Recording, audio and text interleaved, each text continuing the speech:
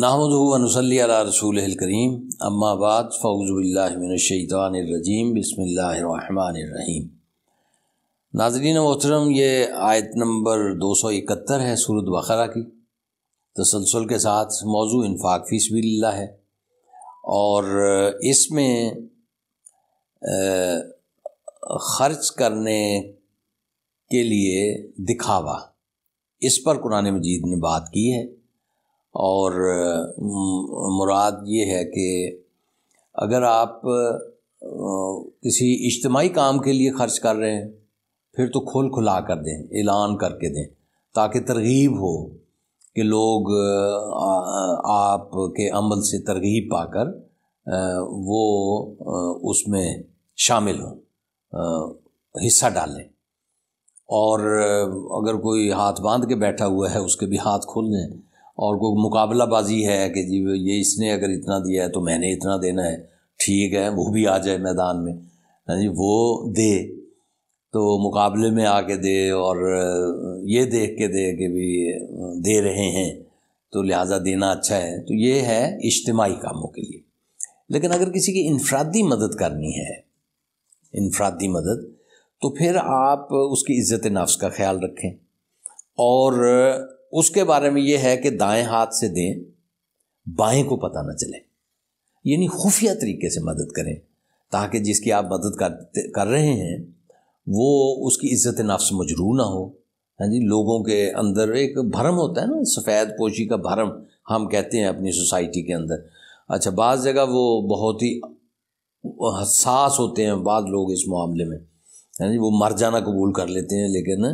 اپنا حال کسی کے سامنے ظاہر کرنے پر تیار اور آمادہ نہیں ہوتے، یہ بھی پہلو ہے۔ اچھا، بعض سماج ہیں اس میں جس میں ظاہر داری زیادہ ہوتی ہے،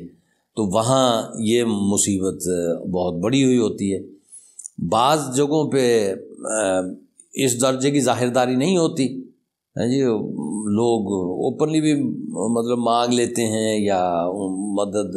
یا ایک ایسی صورت پیدا ہو جاتی ہے، ایک آدمی ہے اس کا کاروبار تباہ ہو گیا، اب نام لے کر اس کی مدد کی اپیل کی جائے گی، اور پتہ ہوگا کہ بھی یہ ہمارا بھائی ہے، تو شاید وہ بھی اس درجے میں اس کو محسوس نہ کرے گی، سب کے سامنے نقصان، آگ لگ گئی ہے، اور دوبارہ اسے اپنے پاؤں پہ کھڑا کرنے کے لیے اس کی برادری کی ضرورت ہے۔ تو مغرب میں خیر اب یہاں پہ بھی آ گیا ہے انشورنس، اگرچہ یہ مسلمانوں ہی کا طریقہ کار تھا، بحری جہازوں کی تجارت میں خاص طور پہ کوئی جہاز ڈوب گیا ہے تو اس کی مدد کرو بھائی، وہ چندہ جمع کر کے رکھتے رہتے تھے، اس سے پھر ان کو مدد کر دیتے تھے، اس طرح کا ایک ڈھیلا ڈھالا نظام تھا۔ لیکن مغرب میں جب بینک آیا تو ساتھ اس کی انشورنس بھی آ گئی، تو وہ ایک پورا منظم نظام ہے، اور اسٹڈی ہے اس کے پیچھے، اور پورے کا پورا نیٹ ورک ہے وغیرہ وغیرہ۔ تو وہ موضوع نہیں ہے۔ اب یہاں پہ آپ نے اللہ کی راہ میں دینا ہے تو کس طرح سے دینا ہے، اس معاملے میں ان آیات میں ذکر ہے۔ ملاحظہ فرمائیں، ان تبدو الصدقات فنعم ہی، ان تبدو اگر تم ظاہر کرو، اور صدقات، صدقات کا لفظ آیا یعنی انفاق فی سبیل اللہ، اللہ کے راستے میں جو کچھ تم نے دینا ہے اگر تم اس کو ظاہر کرو، فنعم ہی، تو یہ بھی درست ہے۔ وَإِن تُخْفُوهَا، اگر تم اس کو چھپا کر دو، وَتُؤْتُوهَا الْفُقَرَاءَ، اور دو کس کو؟ حاجت مندوں کو، غریبوں کو۔ فقراء کا معنی غریب، یہ نہیں ہے جو یہ فقیر جنہیں ہم کہتے ہیں بھکاری، بھکاری تو یہ تو پیشہ ور ہیں، ان کی تو حوصلہ شکنی کرنی چاہیے، اور اسلامی ریاست ہوگی تو بھکاری آپ کو نظر نہیں آئے گا، باقاعدہ طور پہ ان کی پناہ گاہیں، یعنی ادارے ہوں گے جو ان کو جمع کریں گے۔ ہاں جی، ان کی دونوں قسم کی ٹریننگ کی ضرورت ہے، ایک ذہنی اور دوسرا عملی۔ ذہنی ٹریننگ کی یہ ضرورت ہے کہ بھی ہاتھ پھیلانا یہ باعث شرم ہے، اور آپ انسان ہیں، اللہ نے آپ کو دینے والا بنایا ہے، لینے والا نہیں بنایا، تو آپ اپنے آپ کو اتنا بلند کریں ذہنی طور پہ کہ آپ خودداری آپ کے اندر آئے، عزت نفس آپ کے اندر آئے، آپ ایک بہتر انسان بن سکیں،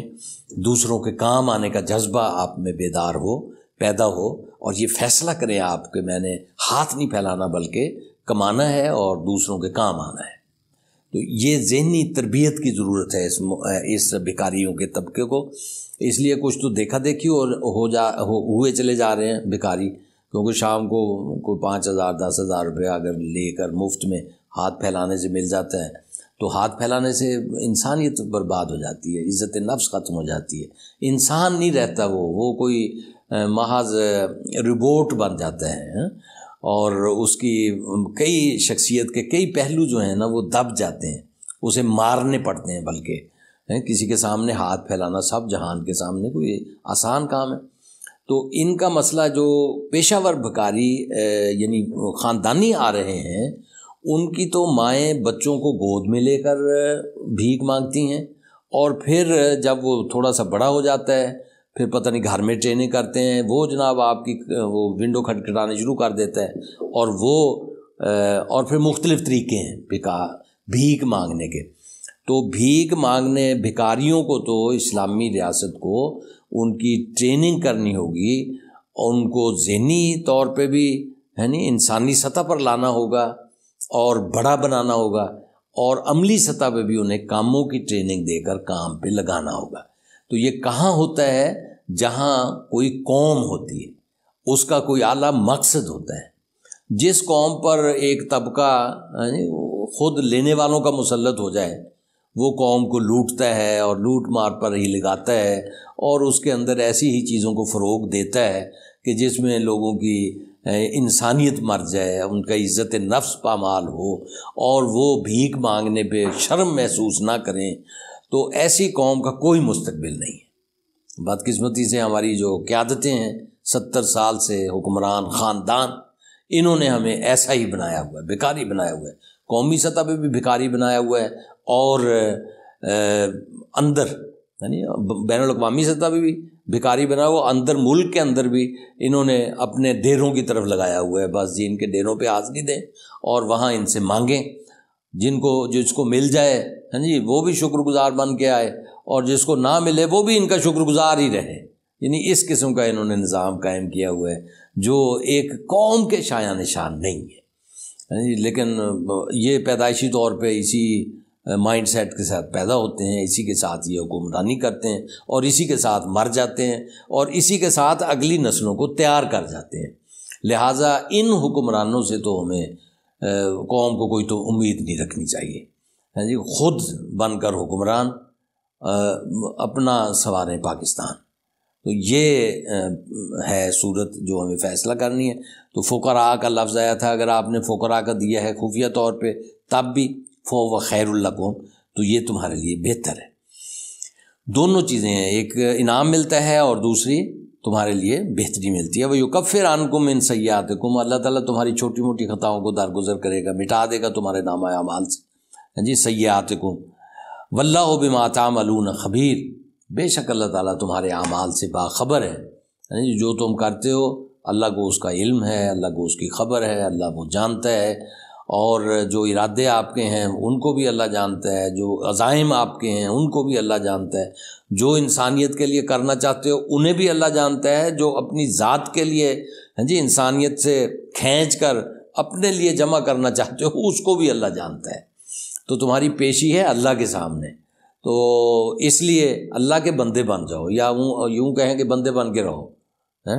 تو اللہ سے کی گرفت سے کوئی تمہیں چھڑانے والا نہیں ہوگا اگر تم نے غلط کیا، اور تمہارے انعام کو روکنے والا کوئی نہ ہوگا اگر تم نے درست کیا۔